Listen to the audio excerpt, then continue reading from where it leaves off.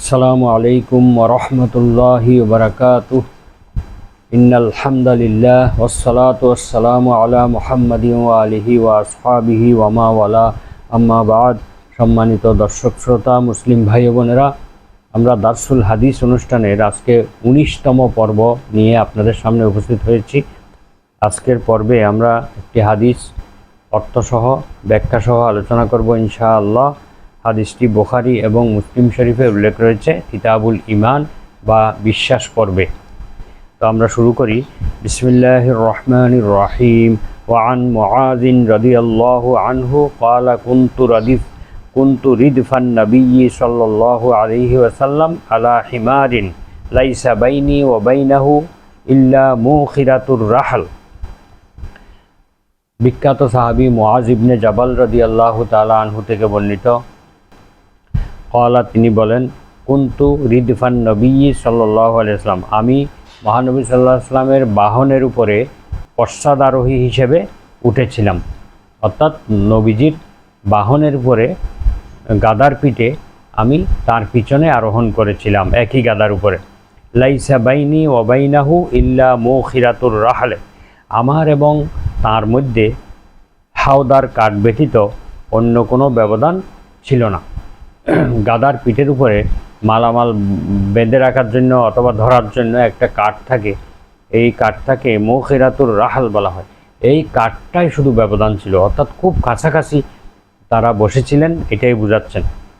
মহানবী সাল্লাল্লাহু আলাইহি ওয়াসাল্লামের খুব কাছাকাছি আমি ছিলাম, মাত্র একটা কাঠের ব্যবধান ছিল দুইজনের মাঝখানে।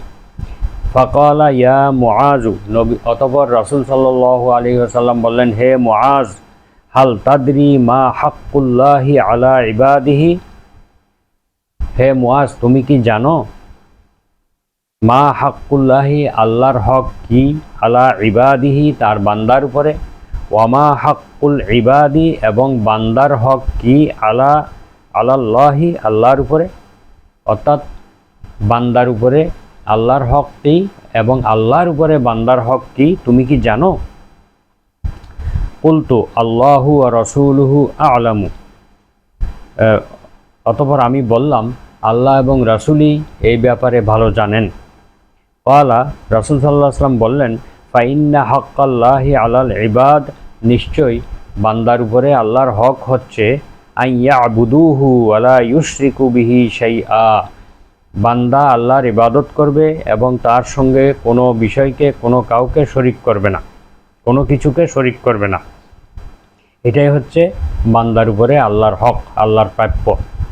ওয়া হাক্কুল ইবাদি আলাল্লাহি, আর বান্দার হক আল্লাহর উপরে, আল্লাহ ইউআযযিবা মান লা ইউশরিকু বিহি শাইআ, কোনো শাস্তি না দেওয়া যে ব্যক্তি আল্লাহর সাথে কাউকে শরিক করে নাই, যেই ব্যক্তি আল্লাহর সাথে কাউকে শরিক করে নাই তাকে কোনো শাস্তি না দেওয়া, এটা হচ্ছে আল্লাহর উপরে বান্দার হক, অর্থাৎ আল্লাহর কাছে বান্দার প্রাপ্য এটাই, যে শাস্তি না দেওয়া।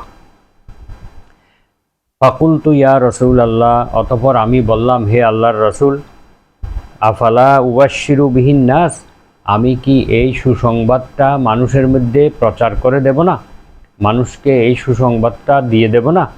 ক্বালা লা তুবাশশিরহুম ফায়াত্তাকিলু, রাসূল সাল্লাল্লাহু আলাইহি ওয়াসাল্লাম বললেন, না, তুমি এই সুসংবাদটা মানুষকে দিও না, কারণ মানুষ এর উপর নির্ভর করে বসে থাকবে, আমল বাদ দিয়ে তারা এর উপর নির্ভর করে বসে থাকবে। অর্থাৎ সে আল্লাহর সঙ্গে শরিক করে নাই, সেই আল্লাহ তাকে শাস্তি দিবে না, এই আশায় সে বসে থাকবে, কোনো আমল করবে না, এই জন্য তুমি এই সংবাদ দিও না।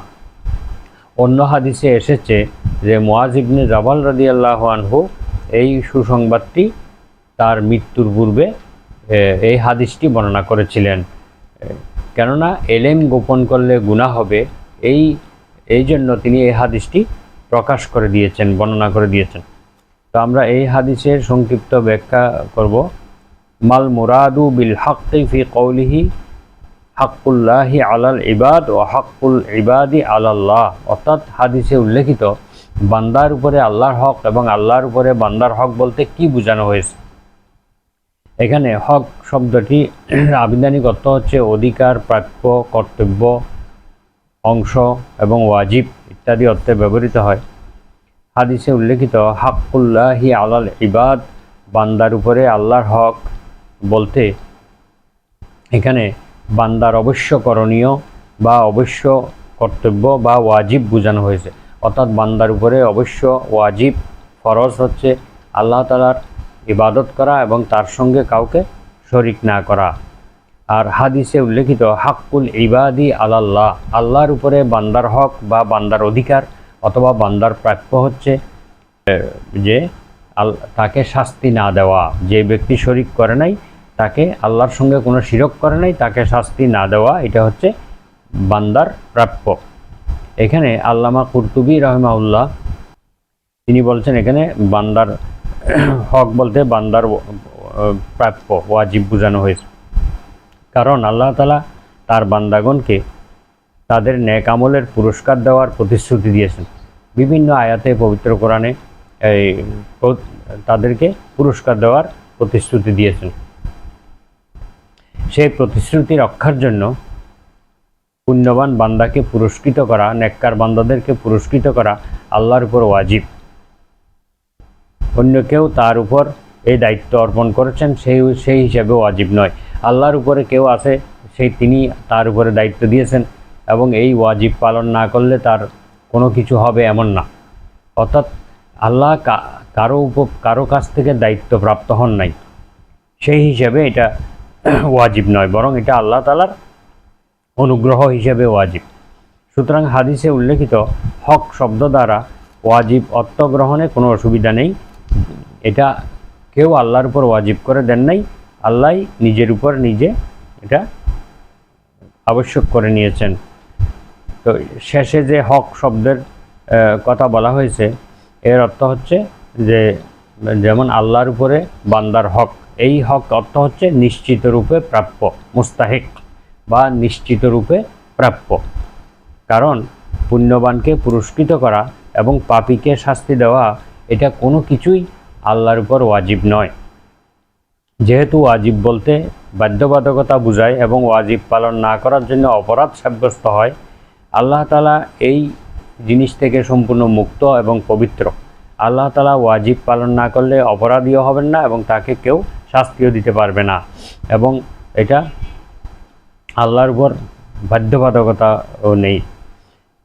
হ্যাঁ, আল্লাহ যেহেতু অত্যাচারী নন, তিনি কারো উপর জুলুম করেন না, তিনি কারো কর্মফল নষ্ট করেন না, সেহেতু তিনি পুণ্যবান বান্দাদেরকে পুরস্কৃত করবেন, এটা সুনিশ্চিত।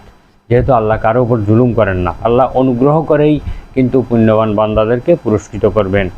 আর পাপীকে শাস্তি দেওয়া বা ক্ষমা করা এটা তার একান্ত এবং তার ইচ্ছা বা এখতিয়ারাধীন। ইউআযযিবু লিমান ইয়াশা ওয়া ইয়াগফিরু লিমান ইয়াশা, এই ধরনের আয়াত অনেক রয়েছে। অর্থাৎ আল্লাহ যাকে ইচ্ছে তাকে ক্ষমা করবেন, যাকে ইচ্ছে তাকে শাস্তি দিবেন। এখানে হুকমু ওসাতিল মুমিনিন, অর্থাৎ মুমিনদের মধ্যে কিছু পাপী মুমিন রয়েছে, তাদের শাস্তির বিধান কি হবে। প্রকাশ্য হাদিস দ্বারা বোঝা যাচ্ছে যে যারা আল্লাহর সাথে শরিক বা সমকক্ষ করেন না, আল্লাহর সাথে শরিক করেন না, তাদেরকে শাস্তি না দেওয়া এটা আল্লাহ তাআলার প্রতি ওয়াজিব হয়ে যায়। এর অর্থ হচ্ছে আল্লাহ ঈমানদারদেরকে একেবারেই শাস্তি দিবেন না, কেননা তারাও আল্লাহর সাথে শরিক বা সমকক্ষ করেন না। অথচ পাপী ঈমানদারদেরকে শাস্তি দেওয়ার কথা পবিত্র কোরআন এবং হাদিসে বর্ণিত হয়েছে। যেমন সালাত আদায় না করলে, যাকাত না দিলে তাদের শাস্তির ব্যাপারে স্পষ্টভাবে আয়াত রয়েছে। লা ইউআযযিবু, এর অর্থ হচ্ছে লা ইউআযযিবু দাইমান আবাদান, অর্থাৎ তাকে চিরস্থায়ী শাস্তি দিবেন না। এর অর্থ হচ্ছে চিরস্থায়ীভাবে শাস্তি দিবেন না। আল্লাহ তাআলা পাপী ঈমানদারদেরকে কাফেরদের মতো চিরস্থায়ীভাবে শাস্তি দিবেন না, কেননা কাফেররা সর্বকালের জন্য জাহান্নামে অবস্থান করবে। আর পাপী ঈমানদারের শাস্তি পাপ অনুসারে হবে, পাপ অনুসারে শাস্তি পাওয়ার পরে সে পুনরায় জান্নাতে যেতে পারবে। এখন এখানে মহানবী সাল্লাল্লাহু আলাইহি ওয়াসাল্লাম বলেছেন যে এই সুসংবাদটা তুমি এখনই দিও না মানুষকে, এখনই যদি দাও তাহলে কিন্তু তারা অলস হয়ে বসে থাকবে, আমল করবে না। কারণ তারা দেখতে পাচ্ছে যে আল্লাহর সঙ্গে শরিক না করলে সেই শাস্তি পাবে না, মুক্তি পাবে, তখন সে এই ভরসায় আমল করবে না। কিন্তু এই হাদিসের অর্থ হলো তারা চিরস্থায়ী শাস্তি পাবে না, কিন্তু আমল না করলে, পাপ কাজ করলে তার জন্য আল্লাহ চাইলে শাস্তি দিতে পারেন, আবার চাইলে ক্ষমাও করতে পারেন। সুতরাং এই কথা কেউ না বুঝে তখন সে আমল না করে বসে থাকবে। এই জন্য কিন্তু এই সংবাদটা দিতে নিষেধ করেছিলেন। অন্য হাদিসে রয়েছে মুআজ ইবনে জাবাল রাদিয়াল্লাহু আনহু মৃত্যুর পূর্বে এই হাদিসটি প্রকাশ করে দিয়েছেন, তাই এটা হাদিস গ্রন্থে এসেছে। তিনি এলেম গোপন করার যে পাপ রয়েছে, এই পাপ থেকে বাঁচার জন্য তিনি এই হাদিসটি প্রকাশ করে দিয়েছেন। তো এই হাদিসের শিক্ষা হলো যে আমরা আল্লাহর হক আদায় করব, আল্লাহরই ইবাদত করব। ইয়্যাকা না'বুদু ওয়া ইয়্যাকা নাস্তাঈন, আমরা একমাত্র আল্লাহরই ইবাদত করব এবং একমাত্র আল্লাহর কাছে সাহায্য চাইব এবং তার সঙ্গে কখনো শরিক করব না। কারণ শিরকের অপরাধ আল্লাহ ক্ষমা করেন না। পবিত্র কোরআনেও আল্লাহ বলেছেন, ইন্নাল্লাহা লা ইয়াগফিরু আন ইউশরাকা বিহি ওয়া ইয়াগফিরু মা দুনা যালিকা লিমান ইয়াশা, নিশ্চয়ই আল্লাহ তার সাথে শিরক করার অপরাধ কখনোই ক্ষমা করেন না, তবে এছাড়া যে কোনো অপরাধ যাকে খুশি তাকে তিনি ক্ষমা করে দিতে পারেন। সুতরাং আল্লাহর সঙ্গে শরিক করা যাবে না, কোনোভাবে কোনো কিছুকে আল্লাহর সঙ্গে শরিক করা যাবে না। তাহলে আমরা আল্লাহর শাস্তি থেকে, চিরস্থায়ী শাস্তি থেকে মুক্তির আশা করতে পারি। কারণ আল্লাহর হক হচ্ছে, বান্দার হক হচ্ছে আল্লাহর উপরে যে তাকে শাস্তি না দেওয়া, শিরক না করলে তাকে চিরস্থায়ীভাবে শাস্তি না দেওয়া। তো এটা বিশ্বাস রাখতে হবে, এই হাদিসের এই বাক্যটাকে বিশ্বাস করতে হবে যে যারা আল্লাহর সঙ্গে শরিক করবে না তারা চিরস্থায়ী শাস্তি পাবেন না। আর যারা পাপী ইমানদার রয়েছে তাদেরকে আল্লাহ চাইলে ক্ষমা করে দিতে পারেন, যাকে ইচ্ছা তাকে ক্ষমা করে দিতে পারেন, আবার চাইলে তিনি শাস্তিও দিতে পারেন। সুতরাং আল্লাহ তাআলার রহমতের আশা এবং শাস্তির ভয় উভয়টি সাথে করে নিয়ে আমাদেরকে চলতে হবে। কারণ আল ইমানু বাইনাল খাউফি ওয়ার রাজা, ইমান হচ্ছে ভয় এবং আশার মাঝখানে অবস্থান করে, ভয় এবং আশার মাঝখানে অবস্থান করে। অর্থাৎ আল্লাহ তাআলার শাস্তির ভয়ও রাখতে হবে আমাদের মধ্যে এবং তার রহমতের আশাও করতে হবে। এই হাদিসের শিক্ষা আমরা আমাদের জীবনে যেন বাস্তবায়ন করতে পারি, আল্লাহ তাআলার কাছে সেই তৌফিক কামনা করে আজকের আলোচনা এখানে শেষ করছি। সুবহানাকা আল্লাহুম্মা বিহামদিকা আশহাদু আল্লা ইলাহা ইল্লা আনতা আস্তাগফিরুকা ওয়া আতুবু ইলাইক। আসসালামু আলাইকুম ওয়া রাহমাতুল্লাহ।